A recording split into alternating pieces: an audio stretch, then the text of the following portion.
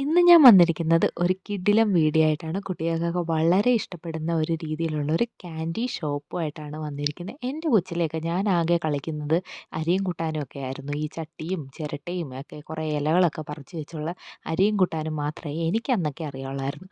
ഇപ്പോഴത്തെ കുട്ടികൾക്ക് ഒരുപാട് ഗെയിംസും കാര്യങ്ങളും ഒക്കെ ഉണ്ട്. അപ്പം അതിൻ്റെ കൂട്ടത്തിൽ നമുക്കൊരു ക്യാൻഡി ഷോപ്പും കൂടെ അങ്ങ് നടത്താം. നമ്മൾ ഇനിയിപ്പോൾ വെക്കേഷനൊക്കെ വരുവാണ്, കുട്ടികൾക്കൊക്കെ വീട്ടിൽ ഇരുന്ന് ചുമ്മാ ബോറടിക്കുമ്പം ഇതേപോലെ 2, 3 കുട്ടികളൊക്കെ ഉണ്ടെങ്കിൽ നമുക്ക് ഇതേപോലെ സെറ്റ് ചെയ്തെടുക്കാം. അപ്പം ഈ ഒരു മെഷർമെൻറ്റ് നമ്മൾ ആദ്യമേ ഇച്ചിരി ഒരു കട്ടിയുള്ള ഒരു പേപ്പർ എടുക്കണേ. അത് എന്തേലും ഒന്നെങ്കിൽ നമുക്ക് ചാർട്ട് പേപ്പർ യൂസ് ചെയ്യാം. അതല്ലെങ്കിൽ ഏതെങ്കിലും ഒരു കട്ടിയുള്ള ഒരു പേപ്പർ എടുത്ത് ഞാൻ ഈ പറയുന്ന മെഷർമെൻറ്റ് നമ്മൾ കട്ട് ചെയ്തെടുക്കണം. ഒരു 4 സെൻറ്റിമീറ്ററും 7 സെൻറ്റിമീറ്ററും വെച്ചാണ് ഞാൻ ഈ കട്ട് ചെയ്തേക്കുന്നത്. അതിനുശേഷം ഈ ഡോട്ടഡ് ലൈൻ ഉള്ളിടത്തെല്ലാം നമ്മൾ മടക്കാനുള്ള ഫോൾഡ് ചെയ്യാനുള്ള ഒരു ഏരിയയാണ്. നമ്മൾ ആ ഒരു ബോക്സ് രീതിയിൽ കൊണ്ടുവരാൻ വേണ്ടി ഫോൾഡ് ചെയ്യാൻ വേണ്ടിയാണ് ആ ഒരു ഡോട്ടഡ് ലൈൻ നിങ്ങൾക്ക് മനസ്സിലാവാൻ വേണ്ടിയാണ് ഞാൻ ഇട്ടേക്കുന്നത്. അതേപോലെ നമുക്ക് പിന്നീട് നമ്മളുടെ ഇഷ്ടമുള്ള ആ ഒരു ക്യാൻഡിയുടെ ആ ഒരു എന്തുവാ കളറൊക്കെ നമുക്ക് ചെയ്ത് സെറ്റാക്കാം.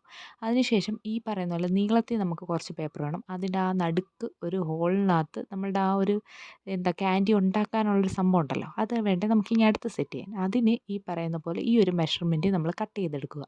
എന്നിട്ട് അത് റൗണ്ട് ചെയ്തിട്ട് ഫോൾഡ് ചെയ്ത് നമുക്ക് അതിൻ്റെ ഉള്ളിലോട്ട് വെക്കുമ്പോഴത്തേക്ക് നമ്മളുടെ ആ ഒരു സംഭവം സെറ്റായി കഴിഞ്ഞു. നമ്മുടെ ക്യാൻഡിയുടെ ഒരുവിധം സംഭവങ്ങൾ ഇവിടെ സെറ്റായി കഴിഞ്ഞു. ഇനിയുള്ളതാണ് ഡെക്കറേഷൻ പരിപാടികൾ. ഇനി നമുക്ക് ഈ ഒരു ഷുഗർ വെക്കാനുള്ള സംഭവങ്ങൾ വേണ്ടേ?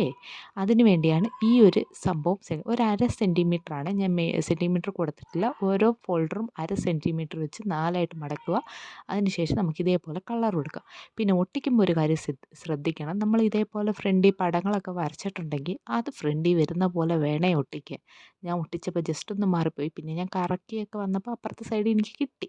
പിന്നീട് ഇനി കുറച്ച് നമ്മളുടെ ആ ഒരു ക്യൂട്ട്നെസ് വരാൻ വേണ്ടി നമുക്ക് ഇതേപോലെ കുറച്ച് പിക്ചേഴ്സൊക്കെ കട്ട് ചെയ്തിട്ട് ഇതേപോലെ സെറ്റ് ചെയ്ത് കഴിയുമ്പോഴത്തേക്ക് കുറച്ച് ആഡംബരം ഇരിക്കട്ടെ. പിന്നീട് നമ്മളുടെ ഇതേപോലെ നമ്മൾ സെറ്റായി കഴിഞ്ഞു, കംപ്ലീറ്റ് ആയിട്ട് കഴിഞ്ഞിട്ടുണ്ട്.